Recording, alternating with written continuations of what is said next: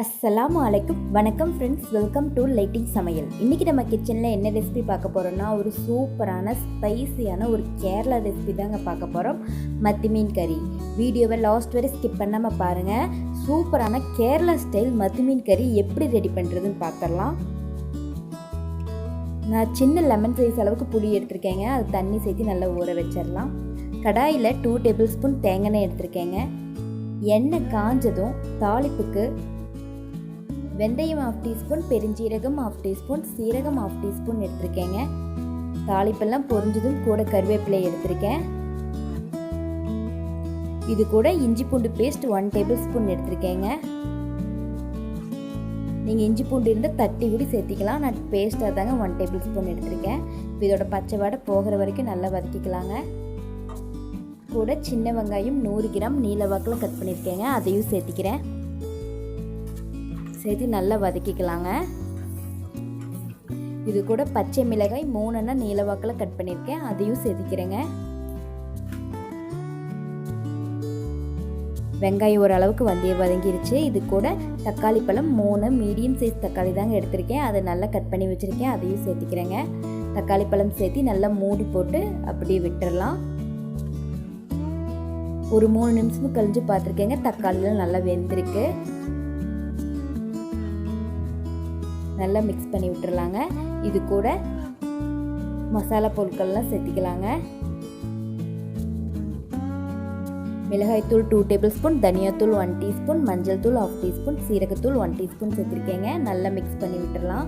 இது ரொம்பவே ஸ்பைசியான ஒரு மீன் கறிங்க. கண்டிப்பாக ட்ரை பண்ணி பாருங்கள். ட்ரை பண்ணி பார்த்துட்டு எப்படின்னு கமெண்ட் பண்ணுங்கள். நம்ம இந்த மீன் கறியை டிஃபன் ஐட்டம்ஸ் இட்லி, தோசை, சப்பாத்தி, புரோட்டா, நான் எல்லாத்துக்கும் சூப்பராக இருக்குங்க.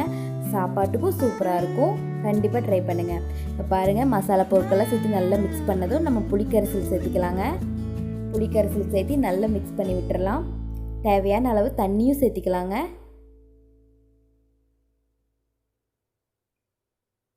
கூட தேவையான அளவு உப்பு சேர்த்திக்கலாங்க. உங்களுக்கு காரத்துக்கு தகுந்த மாதிரி நீங்கள் மிளகாய்த்தூள் சேர்த்திக்கிங்க. உப்பு சேர்த்து நல்லா மிக்ஸ் பண்ணியாச்சுங்க. இது மூடி போட்டு அப்படியே வச்சிடலாம். தண்ணியில் நல்லா கொதிக்கட்டும். நான் 1/2 கிலோ மத்தி மீன் எடுத்திருக்கேங்க. இது நல்லா க்ளீன் பண்ணி வாஷ் பண்ணி வச்சுருக்கேன். இப்போ பாருங்கள், நம்மளோட தண்ணியில் கொதிச்சிருச்சு. இதில் நம்ம மத்தி மீன் ஆட் பண்ணிக்கலாங்க.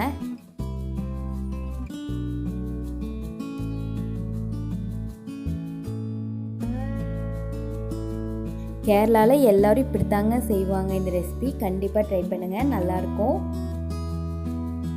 பாருங்கள், மீனெல்லாம் சேர்த்தியாச்சு. நல்லா மூடி போட்டு அந்த தண்ணி ட்ரை ஆகிற வரைக்கும் நம்ம வச்சுக்கலாம். கொஞ்சம் வற்றணும். நம்ம மீன் சேர்த்துனதுமே கரண்டி வச்சு ஓவராக மிக்ஸ் பண்ணக்கூடாதுங்க. மிக்ஸ் பண்ணால் மீனெல்லாம் உடஞ்சிரும். கொஞ்சம் கூட தண்ணி வத்துறதுக்கு மூடி போட்டு வச்சிடலாங்க. இப்போ பாருங்கள், தண்ணி ஓரளவுக்கு வற்றிருக்கு. இதில் கருவேப்பிலையும் சேர்த்திக்கலாம், மல்லி இலையும் சேர்த்திக்கலாங்க. கூட 1 டேபிள் ஸ்பூன் தேங்காயும் சேர்த்திக்கலாம். சேர்த்து கொஞ்சம் நல்லா மிக்ஸ் பண்ணிவிட்டு ஸ்டவ் ஆஃப் பண்ணிடலாங்க. எப்போவுமே நம்ம மத்தி மீன் வச்சதுமே நம்ம சாப்பிட்டா அது நல்லா இருக்காதுங்க. காலையில் வச்சா மதியானம் சாப்பிட்றதுக்கு சூப்பராக இருக்கும். இப்போ பாருங்கள், இப்படி தாங்க நம்ம மிக்ஸ் பண்ணணும். அப்போ தான் மீனெல்லாம் உடையாது. இப்போ ஸ்டவ் ஆஃப் பண்ணி மூடி போட்டு வச்சிடலாங்க.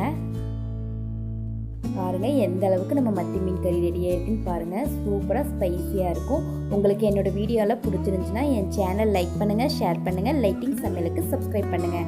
மறக்காமல் பெல் ஐக்கானை கிளிக் பண்ணுங்கள். ஓகே ஃப்ரெண்ட்ஸ், லைட்டிங் சமையலை வாட்ச் பண்ணதுக்கு நன்றி. மறக்காமல் உங்கள் ஃப்ரெண்ட்ஸ்க்கெல்லாம் ஷேர் பண்ணுங்கள்.